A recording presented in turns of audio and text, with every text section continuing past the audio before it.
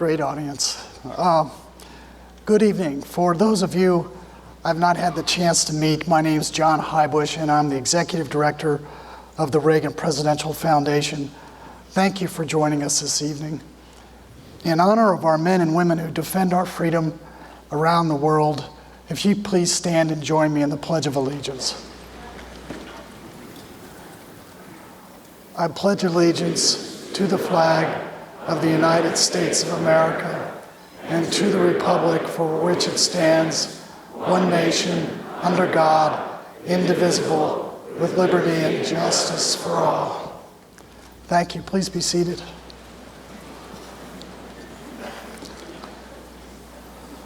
Before we get started, I'd like to make sure that we recognize Governor Huckabee's lovely wife, Janet Huckabee. Janet.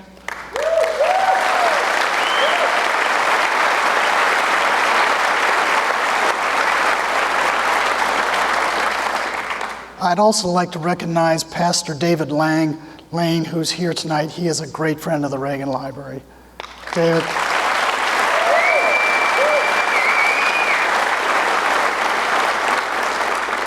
Now, our guest tonight is no stranger to the Reagan Library. We have had the honor of hosting Mike on several occasions before. He has signed books here. Indeed, he is the best-selling author of 11 books, soon to be 12.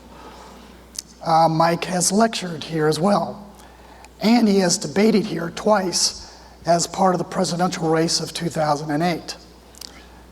Now tonight, Mike comes here in part as a participant in the international tour for evangelical pastors.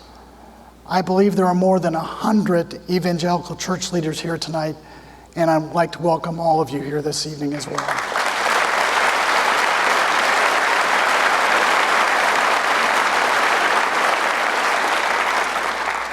Many of you know Mike from his highly successful weekend talk show on Fox News.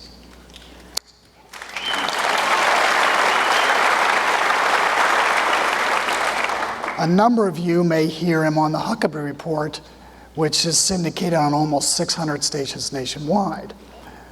Some of you may know him because you supported his presidential campaign.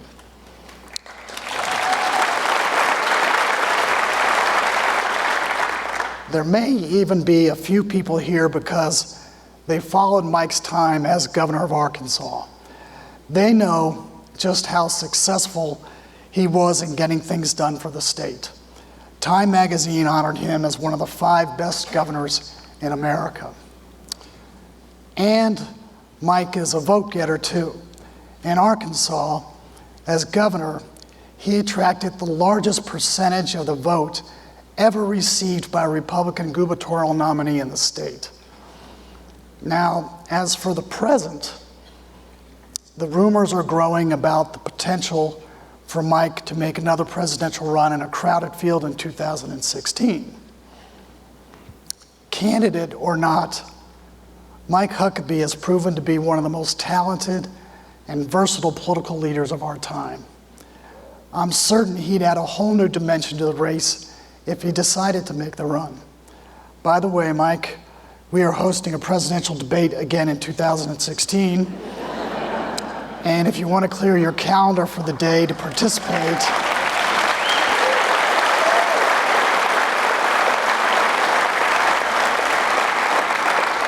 I'm authorized to tell you it's September 16th. Don't tell anyone. I digress.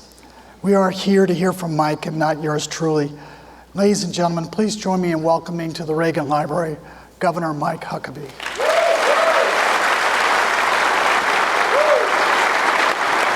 Thank you, John. Thank you very much. Thank you. Thank you. Thank you. Thank you very much. Thank you. Thank you. Thank you. Well, what an extraordinary welcome. I'm not used to that. Obviously, I'm speaking in a room full of people who don't know me very well. That's delightful. John, thanks very much for your gracious introduction. most of all for the invitation to be here. As he mentioned, I've been part of a group of just over 100 people who have spent the last 10 days retracing the steps of Ronald Reagan, Margaret Thatcher, and Pope John Paul II. The trip left the United States about 10 days ago. First going to Krakow, Poland, where we spent time reliving the great moments of the life of this extraordinary individual, Pope John Paul II. Now think about this. Here's a Baptist boy going over there paying tribute to one of the greatest popes of all time. But I have such an admiration for Pope John Paul II. I told people that if anybody ever got me close to becoming a Catholic, it was Pope John Paul II. What an amazing human being. From there we went to London and spent several days. We were able to meet with people who had worked directly with Lady Thatcher.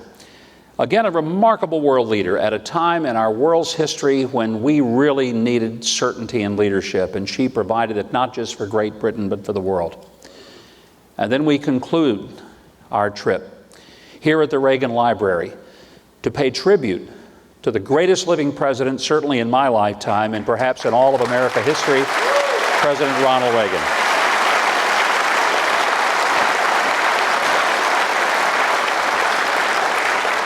The significance of the trip has been largely that there's something very unique and extraordinary about the confluence of these three world leaders, each of whom ascended to power within about a 2-year period of time between 1979 and 1981. Each of them were considered by many of the elites of their day to not be up to the task.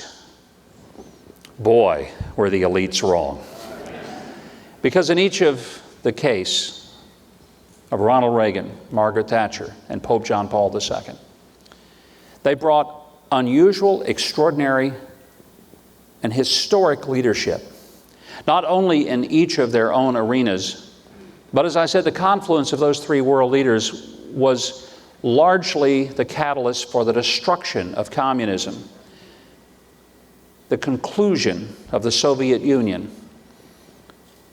and the breaking down of the Berlin Wall. Ronald Reagan's immortal words, "Mr. Gorbachev, tear down this wall." We live to see it. It has been an amazing journey. And I want to say thanks to all those who are here tonight. If they go to sleep, I will understand. They have traveled almost 15,000 miles and landed here in California after an 11.5-hour flight just yesterday afternoon. Now the rest of you, if you go to sleep, I'm not going to be so forgiving about that. When they told me how many people were here, I said, good heavens, did they think that there was another speaker and they read the program wrong? This was truly amazing. I do like the feel of this podium, however. I've seen one of these before.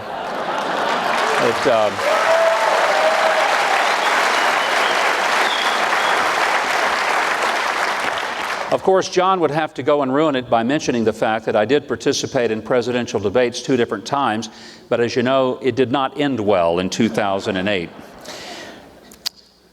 One of the great things about being back in the States is I don't have to convert money. Every time I travel overseas, it's one of the things that I hate the most. The good thing is I come back to the States, I don't have to convert money. The bad thing is when I get back here, I find out just how worthless the dollar really is, so I'm not sure how wonderful it is. I travel a lot, not just these past 10 days, but over the course of a typical year. I've flown last year 316,000 miles on commercial airplanes, in addition to hundreds of hours on other aircraft. So I get used to seeing what people are doing when they fly on airplanes. And a lot of people will get on the plane and immediately open a book. A couple of years ago, I noticed that so many people were reading the same book. I didn't know the book. I don't read hardly any fiction, but I just noticed that they were all reading the same title. The title was 50 Shades of Grey. I became a bit curious, so I inquired as to what that book was about. And when I found out, I turned 50 Shades of Red. When I first saw the title in the hands of so many people, I thought 50 Shades of Grey must be a book about American politics. Because it seems as if many people in America have come to believe that American policies and American politics are so ambiguous that the best way to describe it would be 50 Shades of Grey. I tend to think Ronald Reagan had it right in his famous speech of 1975 at CPAC when he said that conservatives, true conservatives, paint things with bold colors, not in pale pastels. And so it is that I think our country would do well to see things not so much in 50 shades of gray, with all of the indecisive character that connotates, but rather to see things in clear black and white. I believe America cries out for definition, for certainty. We live in a world where our diplomacy is based on policies that are undistinguishable. And frankly, we are now living at a time when we have pretty much alienated all of our friends across the world, and we have created a situation in which none of our opponents or enemies fear us or respect us. Ronald Reagan, Margaret Thatcher, and Pope John Paul II saw things in clear terms. They saw things as black and white. It's one of the reasons that their leadership was so vital to bringing about a massive global change. If they had been as ambiguous as so many of the people today, I can assure you communism would still be alive and flourishing in places like Russia and Eastern Europe. But one of the things that became very evident to all of us as we read, as we followed the steps of, and as we talked to the contemporaries of each of these three great world leaders, is that beneath what most people saw as their political strength, there was in each of them an extraordinary spiritual strength. One cannot understand any of these three leaders apart from understanding what made them tick inside, which was simply much more than a political point of view. We sometimes think that the greatest danger that faces America is the collapse of our money. I would assure you that the greatest danger we face in this country is the collapse of our morality, that sense of things being clear as to good or evil.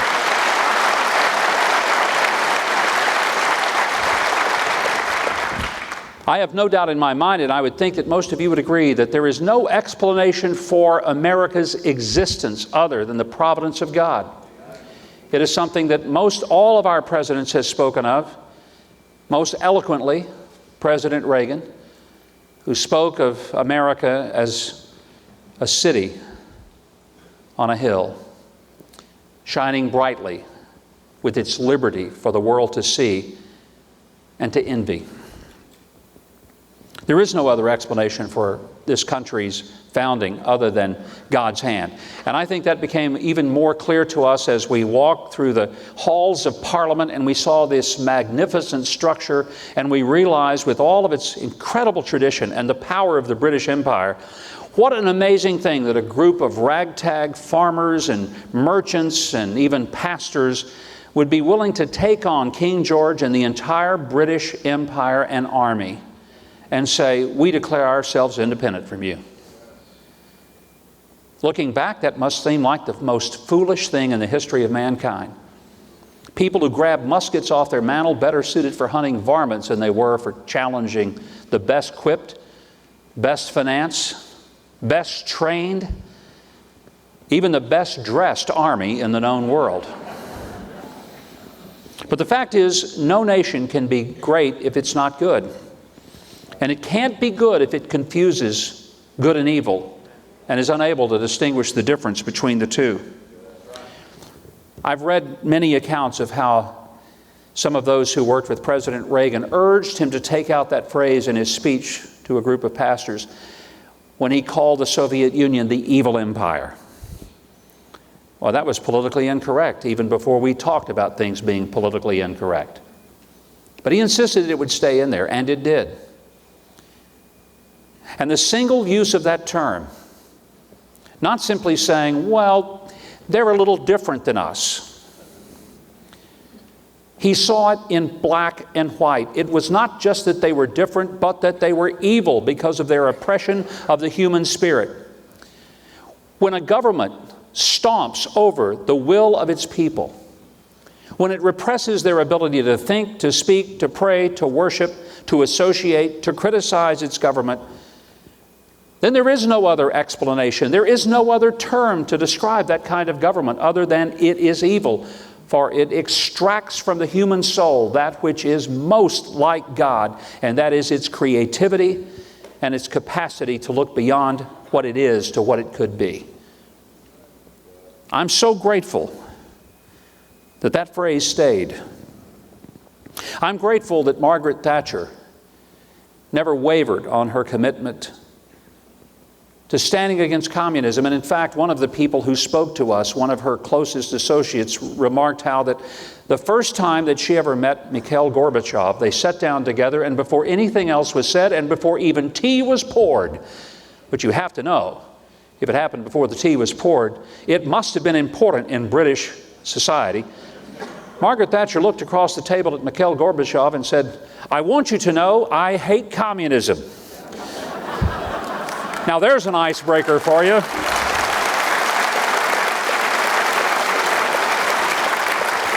And Pope John Paul II made it very clear that when you devalue human beings and you treat some people as if they have greater worth and value than others, you sin against God. Again, there was no moral ambiguity in these. And so it is that America today stands on the precipice of extraordinary trouble, not because we're indecisive, but because we've allowed leaders to elevate the idea of 50 shades of gray rather than define clearly that which is right and that which is wrong.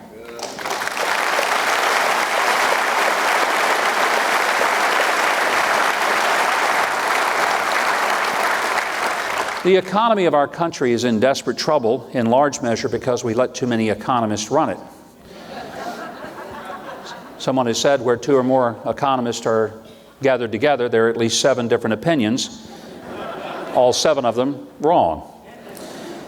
I don't dislike economists, I just don't know what it is that they do. Every month when the new labor figures come out, have you ever noticed, and I'm not making this up, I find it amusing. Every month when the employment figures come out, this is the headline. Today, the economists were surprised by the numbers. If they're being paid to know what the numbers are going to be, why are they always surprised? The only people that are wrong more often are weather forecasters who make more money than anybody else in the broadcast building. Let me help some of the economists out. There shouldn't be that much confusion, that much ambiguity about how the economy really works. I think things are about as clear as a Lady Gaga gown, if you'll let me use that phrase. Here's the reality. If you want a strong economy, don't punish productivity and don't reward irresponsibility.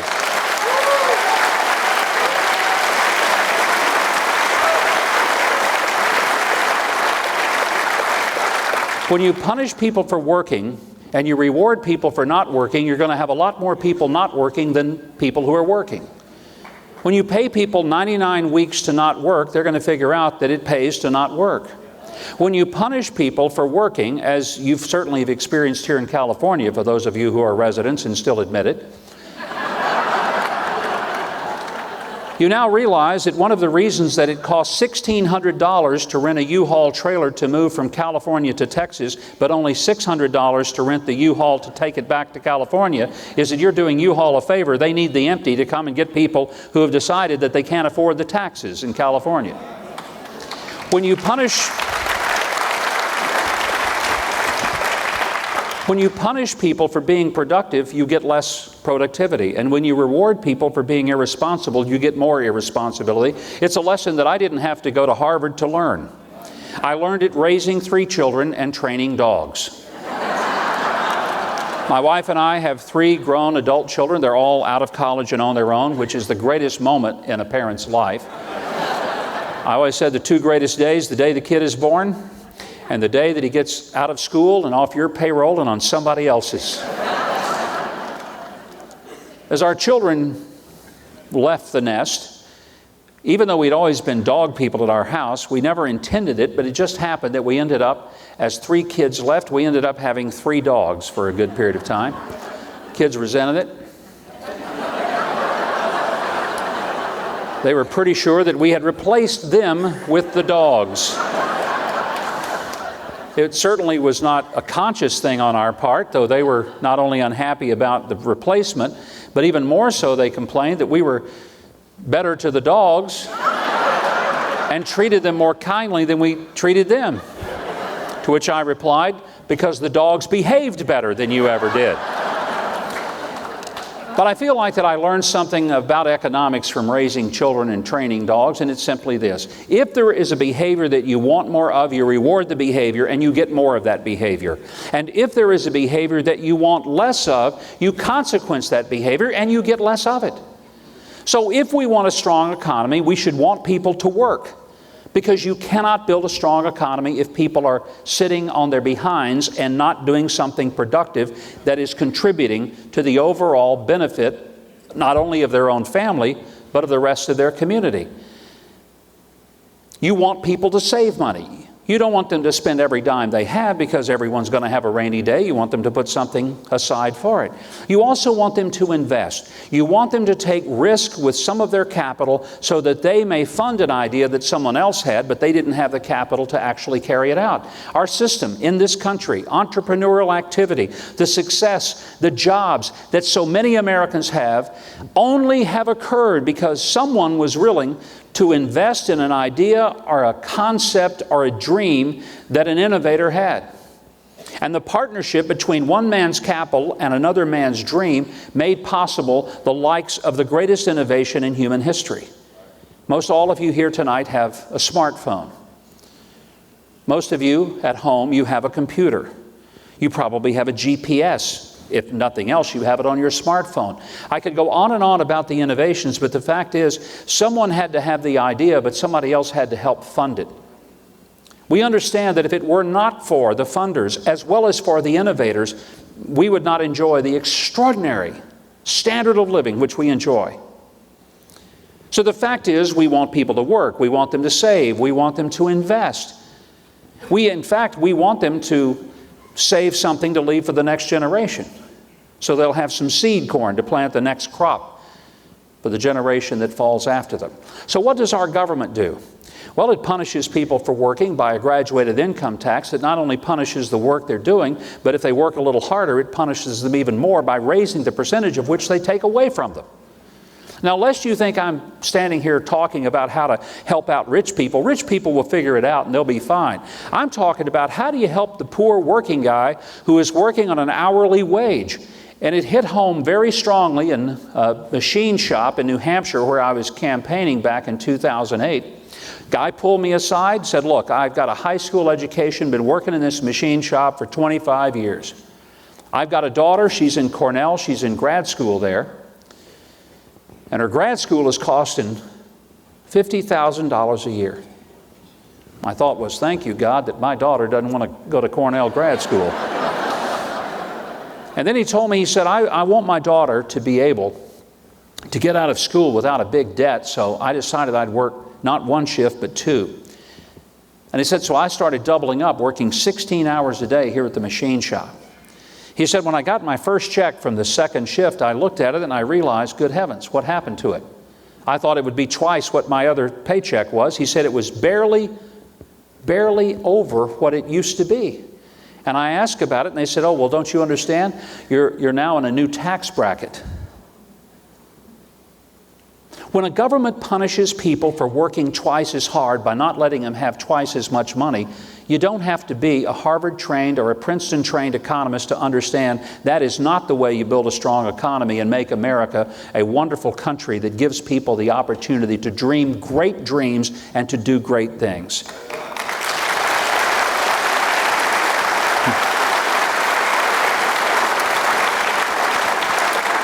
America now has the highest corporate tax rate in the entire world. And you know what's really ironic?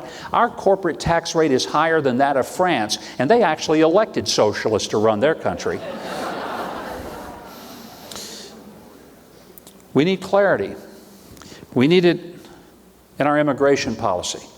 Just as we were gathering here tonight, the President went on national television, though very few networks are going to give him the time, I think because we already knew what he was going to do.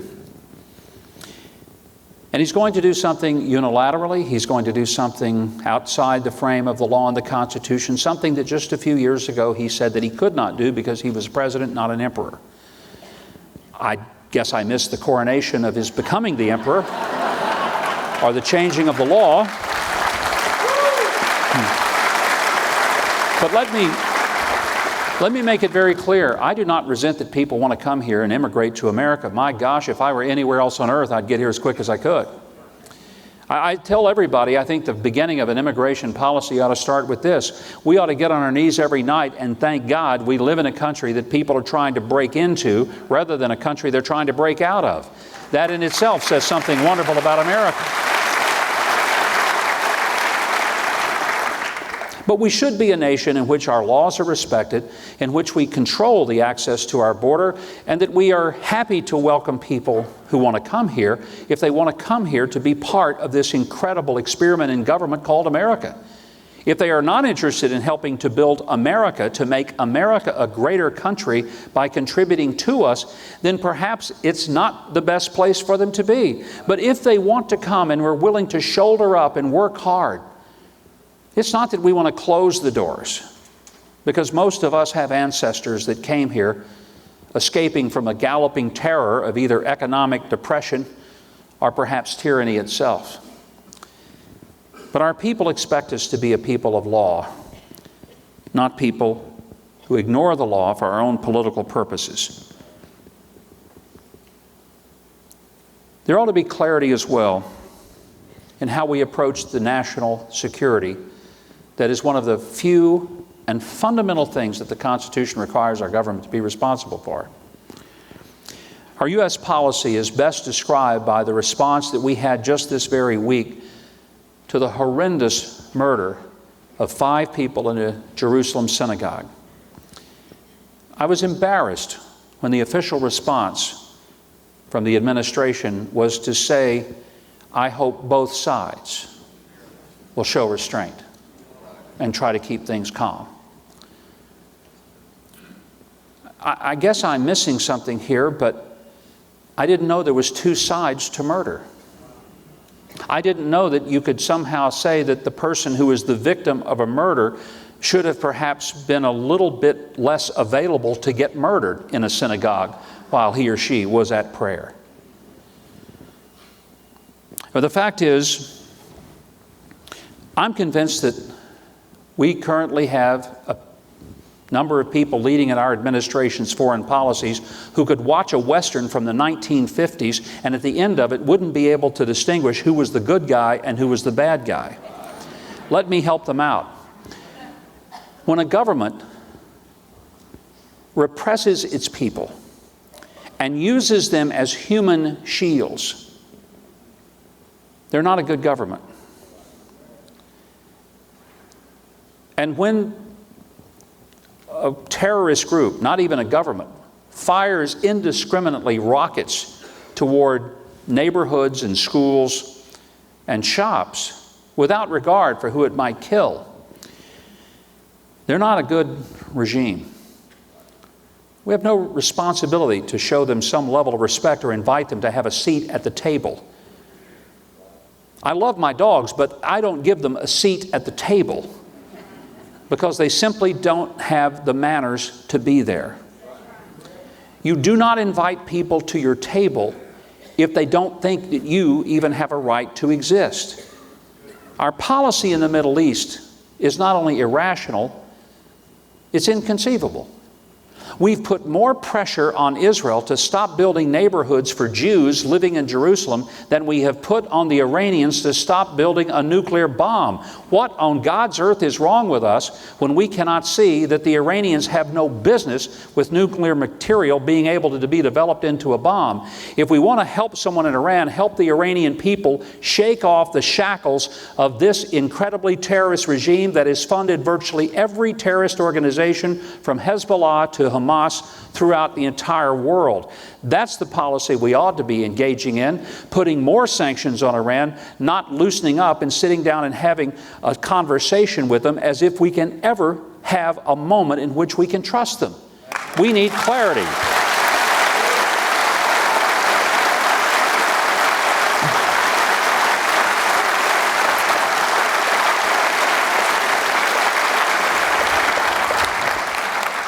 One of the remarkable moments we had in London was a visit to the Churchill war rooms where we had dinner. I was stunned, first time I'd been there. And here was the actual rooms where Winston Churchill had directed the British forces in World War II. Now, what was remarkable about the Churchill war rooms is that right after the war, as soon as the war was won, they turned off the lights and sealed those war rooms deep underground and just closed them off. And no one went back in there for over 40 years. I don't know if they forgot about it. I have no idea why. I'm thinking at the price of London real estate, it looks like someone would have gone in there and just tried to develop it into apartments, for heaven's sakes. But there it sat for over 40 years, unscathed, untouched, unopened.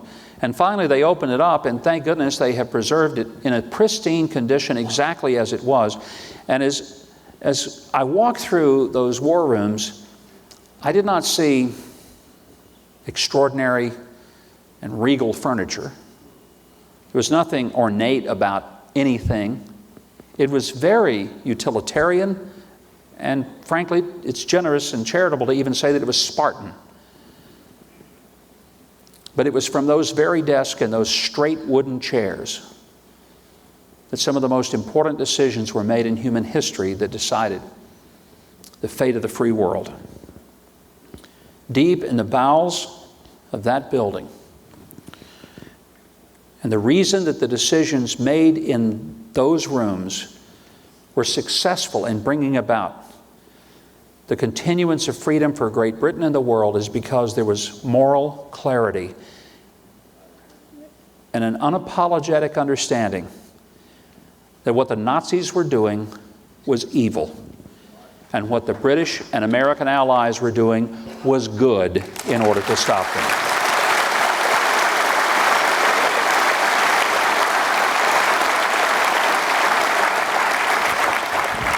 I think there should be black and white clarity when it comes to the constitutional authority under which we live as a country. I've come to be more than ever convinced that Tommy Power's 9th grade civics class at Hope High School in Hope, Arkansas, where my wife and I were taught civics, probably was worth more in my understanding of the Constitution than a Harvard law degree.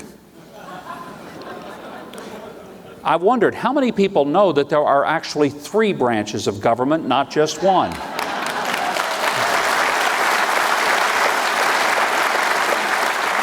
And that all of those 3 branches are equal to each other, and one can't overrule 2. I learned that in math. I didn't even have to wait to the 9th grade. I got that much in the 1st. That one is smaller than 2. Yet today we have, on one hand, an executive branch that believes that it can act unilaterally without the cooperation of the legislative or the support, approval of the judicial. And we also have a judicial branch that acts ex cathedra from the laws and from the consent of the governed, which is the ultimate authority in American law. When I hear people say, oh, the Supreme Court has ruled, that settles it, I would remind everyone the Supreme Court is the Supreme Court, meaning it is the highest court. It is the Supreme Court, but not the supreme being.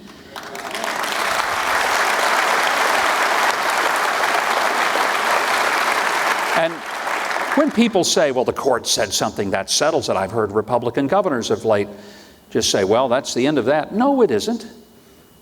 For 10.5 years, I was a governor. It never occurred to me that when the court ruled that the next day we just went out and started acting with whatever decision that they rendered, because after all, the legislature still had to create enabling legislation and the executive branch had to agree to carry it out. If those two things didn't happen in concert with the court's decision, the court can decide all day and we'll say thank you very much. But until we feel the pressure, either because we agree that you're right or because the people's elected representatives have decided to enact it with enabling and empowering legislation, simply the barking of people in black robes who were not even elected to their post but rather appointed does not constitute the final word. Judicial supremacy is a doctrine that is not constitutional, and there ought to be a great new level of moral and political clarity and courage to speak out against the idea that once the Supreme Court has said something, nothing else can happen in regard to the issue. Oh, yes, it can.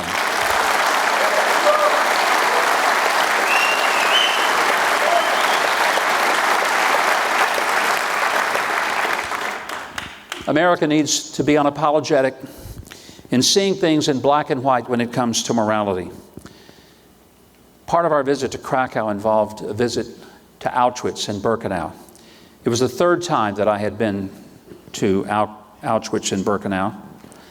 And every time I'm there, it just is overwhelming emotionally for me to ask, how was it possible that 1.5 million people were murdered here on these grounds by a handful of soldiers? The people greatly outnumbered by several thousand to one the number who held guns on them. If there ever had been a moment at which all of the people at Auschwitz or Birkenau had said, this is it, we're taking over. Yes, quite a few of them would have been killed, but by the sheer force of the numbers, at some point, a handful of armed guards could not have overcome the masses of people. My friend Andy Andrews wrote a remarkable book. It takes about 15 minutes to read. I highly recommend it to you. And I will highly recommend that Andy give me a commission on all the books that you buy. But the book is simply titled, How Do You Kill 11 Million People? And I'm going to make the book easy for you, because I'm going to condense 15 minutes down to less than 15 seconds. The answer to the question, how do you kill 11 million people? It's simple. You lie to them. That's how you do it. You tell them they're being relocated for their own good, for safety. You put a banner over the entrance of a camp that says, work makes you free. And you tell them if they work hard, they'll be free. You tell them they're just going in to take a shower, to be cleaned up from the long trip. The way you kill 11 million people is you lie to them. And when a government lies to its people, it's lost its moral authority. And there should be moral clarity, not moral ambiguity from our government. When a government says, you like your doctor, you can keep him. You like your health insurance, you can keep it. Enroll in this plan, it'll cost you $2,500 a year less than it used to. And then more recently, when President Obama in 2008, here in California, not too many miles from here at Saddleback Church in Orange County, when during the Saddleback Forum, sitting with John McCain and asked by Pastor Rick Warren his views on marriage, and he said, well, I believe in one man, one woman marriage. I think that that's the biblical way. Then candidate Barack Obama said, as a Christian, that's the way I see it, because I think God is in the mix. And then 4 years later, he said that view no longer was the view he held. He said it was perfectly okay for people to marry within the same gender. And now, because the president has set the tone and the template for the country, you see the will of the people in state after state, 34 states, including a not-so-conservative California, that twice, not once, but twice, actually voted to affirm traditional marriage, have that overturned by judges. Not by the people, but by judges.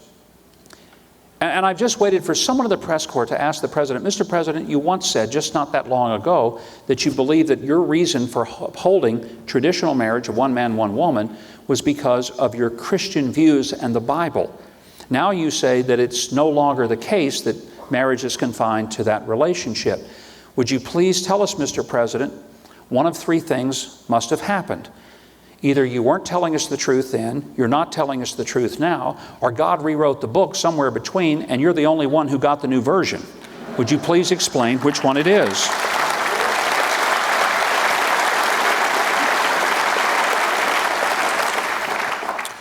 We need clarity when it comes to a vision for this country. I think America is really a country that ought to be defined in absolutely unapologetic, clear terms that no matter what anybody else on this planet thinks of us, we are a good nation. And we're a great nation. I don't think America is doomed. I refuse to believe that. I refuse to believe that our best days are those that we will look in the rearview mirror and see from a distance. I accept the reality that if we choose, America can see its best days seen through the windshield, not the rearview mirror. But it requires us to have a new vision for what our country should be about. I grew up in an optimistic time in this country, born in the 50s. I remember when a president told us that we were going to send a man to the moon and actually bring him home within a decade. He didn't live to see it, but I did. And I remember sitting in my living room watching the black and white television as Neil Armstrong's feet touched the surface of the moon. And a chill went all over me because I realized that here was a man who spoke my language, who wore my flag on his uniform, and he had gone to a world where no man had been before.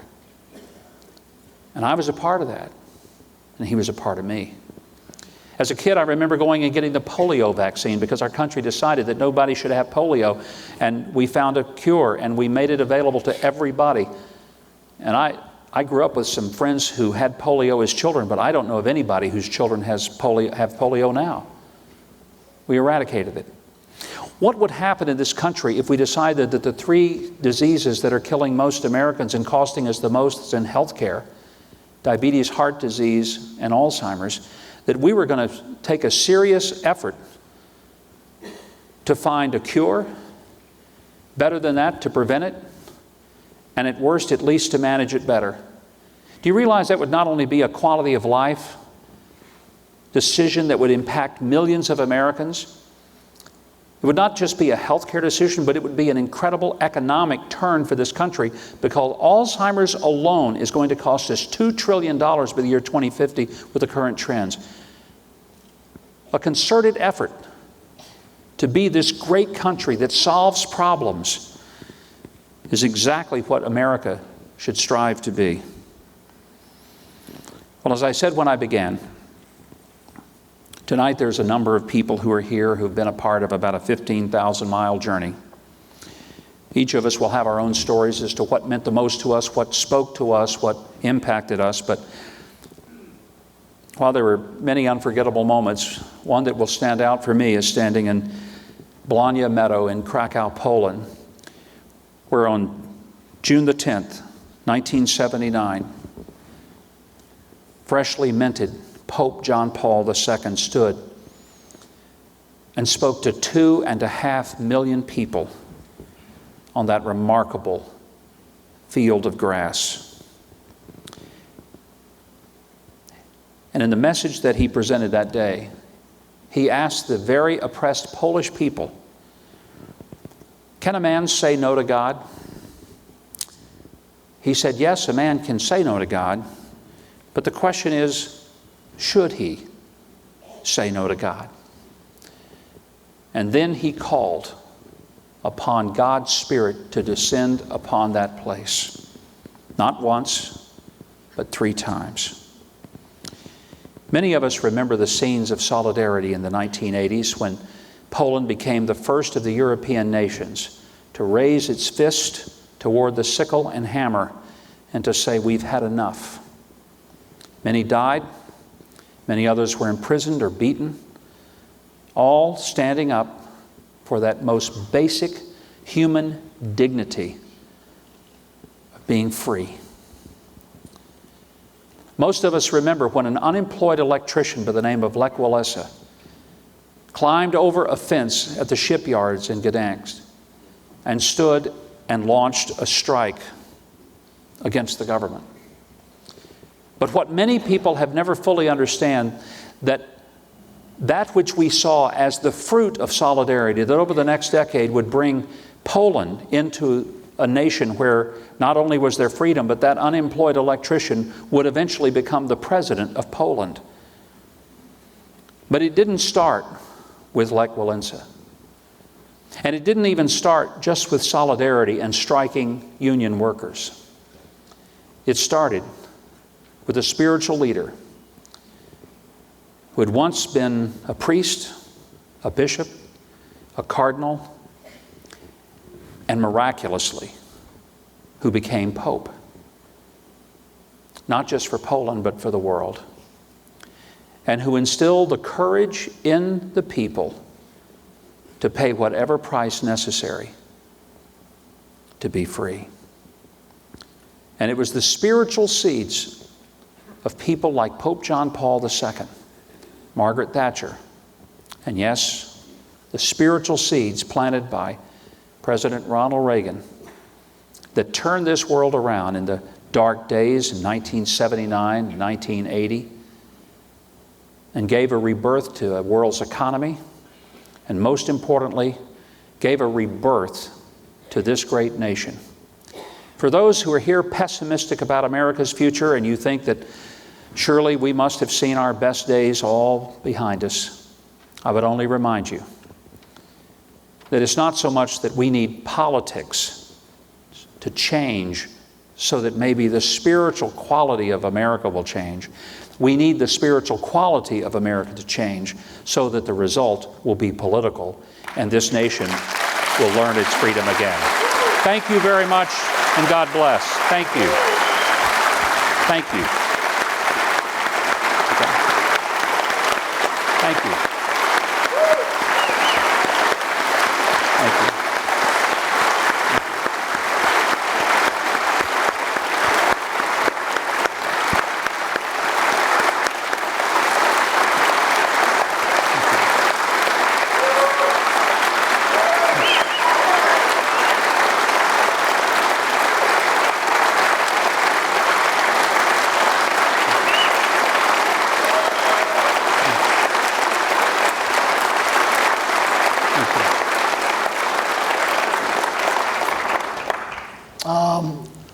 Let's thank Mike, because in addition to his terrific remarks, he's also agreed to take questions from the audience. We've got about 10 minutes, so there's no way we're going to be able to answer everybody's question. But if you do have a question, we have staff roaming the aisles, and they have microphones in their hand. And if you could wait until the microphone gets to you so we can hear you, that'd be great.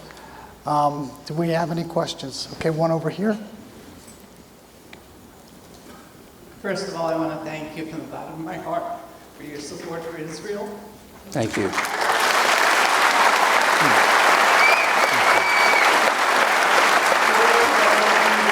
National news that there's a representative, his name is Steve Stockman, and he's going to put a bill before the House of Representatives to stop funding the PLO and the United Nations agency, and I would like to know, what do you think about it, and how do you think we can advance the bill?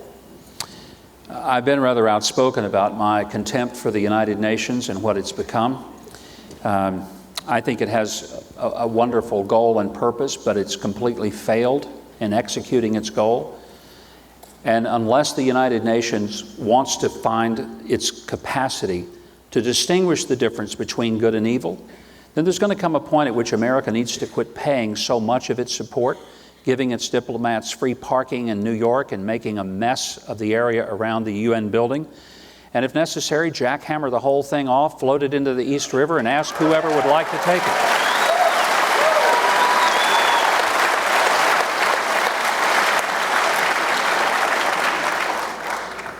Mike, we have a question up here on the balcony.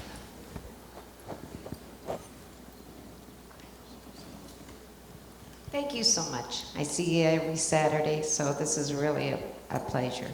My question to you is, we constantly hear on the news how this time we've stopped him. No matter what he does, it's always going to be, this is the last step. What I want to know is, what happens? What, if that's the last step, why isn't it stopped? And what can we do? We've all been to vote, and we've all cast them and hopefully went for the right people. But how can we stop this guy? Well, elections are supposed to have consequences, and this one was supposed to have one. Somehow, this is a president who didn't seem to get the message of the 2014 elections. The best way I described it was that it was like the scene from Monty Python's Holy Grail. And when the knight had his arm severed, he said, "Well, you didn't touch me." And King Arthur said, "I just took your arm off." He said, "No, you didn't." So he cut the other one off. And then he said, "You don't have any arms." He says, "Yes, I do." He said, "No, you don't." And he took his leg off. And he said, "It's just a flesh wound." It's almost as if the president was oblivious to the fact that his party took an absolute beating. So the only real way to make, I think, the ultimate statement is to follow it up with a resounding change of government in 2016, and then that would be the ultimate way. I will quickly say, I used to say to high school students when I would speak, Arkansas high schools, which was regularly, I'd go in, I'd see that nobody was really interested in hearing me speak because they were, after all, only happy to get out of math class. They didn't want to hear a politician. And I would ask, how many of you are excited about politics and government? Nobody would raise a hand, not one person. So I let that sink in a minute, and I said, good. I'm so glad that you don't have an interest in government and politics. Now that got their attention. And then I say, let me explain why. Because the truth is, we've been talking at the Capitol that one of the things that's really, really a problem and costing the state a lot of money is the fact that most car accidents happen because of male drivers under the age of 25. So we've decided we're going to raise the age at which people can get a driver's license to 25. Suddenly they're, roar, roar. And I say, and you know, in addition to that, sexually transmitted diseases are a terrible thing to happen to a teenager, so we're going to raise the age at which a person can date to 28 unless they're accompanied by a parent. And they're very unhappy. Now they're really screaming. And then I say, oh, and there's one other thing. We're going to pass a law that does not allow you to buy alcoholic beverages until you're 35. And with this, they're almost ready to just rush the stage and take me on. Thank God for armed troopers at that point. But I say, wait a minute. You guys said you didn't care about government and politics. Apparently you do. I said, the fact is, you see, politicians don't work for the, quote, people. They work for the voters. Voters hire us, voters fire us. If you don't help hire me, I'm not worried about you. I'm only worried about the people who hired me and the people who fire me. So if you don't register to vote, it doesn't matter. If you register to vote, you have my undivided attention. And somehow we failed to get that message to Americans. Many people will say, I sure don't like what's happening in our country. The next question should always be from you to them. Did you vote? And if they say no, hand them a registration form or a gag and tell them either fill out the registration form or put a sock in it, one of the two.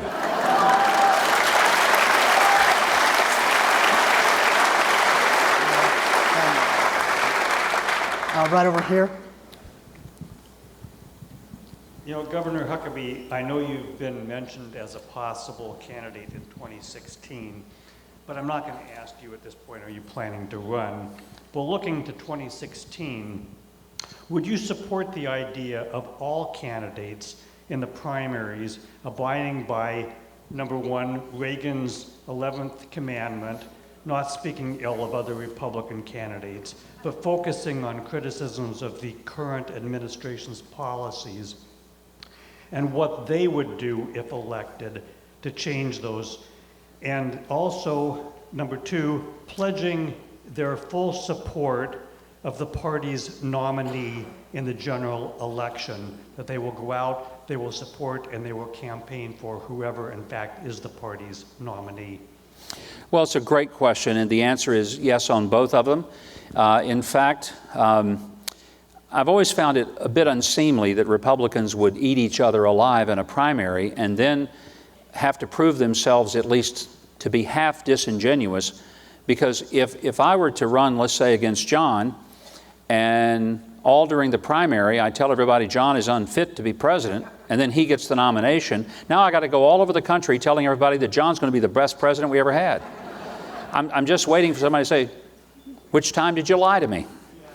It's much easier when you simply focus on what you would do rather than what you think your opponent wouldn't do.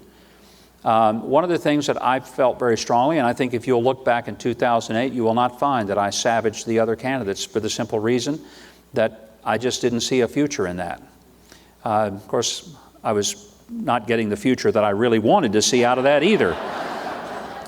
But I do think it makes it very awkward. And yes, I believe in supporting the nominee of the party, as I have every time, even the times that I was defeated, because that's the way it works in a team. Let me add one thing that would help also immensely in our political system. If we allowed candidates to receive the money through their campaigns rather than have to go through super PACs. Now, super PACs are going to be here as long as there's no other mechanism, and every candidate who runs for office will use them, even though they can't coordinate with them. But the ideal is to say, instead of the super PACs and this sort of disingenuous, almost unrealistic disconnect between the candidate and the super PAC on his behalf, just say if somebody wants to give a huge amount of money to a candidate, let him give it. Let it run through the campaign, but that way the candidate has to stand up and be accountable for the message that's going out in his name. None of this nonsense about, well, I didn't have anything to do with that. Yeah, that campaign really beat up my opponent and bled him dry, but, well, I didn't have anything to do with it, and they probably didn't. But that's been one of the curses of our modern political system, and I wish we could change it. The truth is, most everything we've done to make the political finance system better has made it worse. The best thing is to prohibit nothing and disclose everything. It's not ideal, but it beats what we're doing.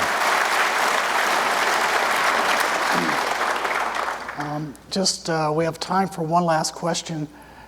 Before we take it, if I could ask all of you, after Mike's responded, he's with a large group of people. He has a red-eye flight to get to this evening, and if you could just remain in your seats and stay seated until Mike and his guests have made their way out, that would be much appreciated. Let's take the question. Thank you. Governor Huckabee, our first full day in London, we were shocked with the report of the mass beheadings that took place, one of which was an American citizen, of which our president was quoted as saying it was an act of pure evil. We were somewhat encouraged the next day when we heard an airstrike had possibly taken out Jihad John, and we don't know if that's confirmed or not. But there's nothing that we've seen in recent history that would make us think that our president is really going to do anything to deal with the threat of ISIS. So I wouldn't pose a question of hypothetically, if you were the president at this time, what would you do? But more so prophetically, 2 years from now, when you're president and we're still dealing with this, what would you do? Well, that was subtle. Let's just be clear. I'm not going to try to pretend that I know all the answers to everything, but one thing I think it's pretty clear. It goes back to common sense is not all that common, but it's sure what we could use a good dose of. The fact is, you cannot defeat evil unless you're very clear as to what evil is. And the second thing is you have to have the resolve, the will, and the capacity to put an end to it. Most of us learned this in our simple lessons of the playground when we were children. If there's a bully in your class, he continues to be the bully until one day some kid gets enough of it and puts him on the ground. America is at its best when it has a military that is so incredibly robust and thorough, well-equipped, well-trained, and so overwhelmingly capable that no one with IQ above plant life would ever want to poke it and test it. And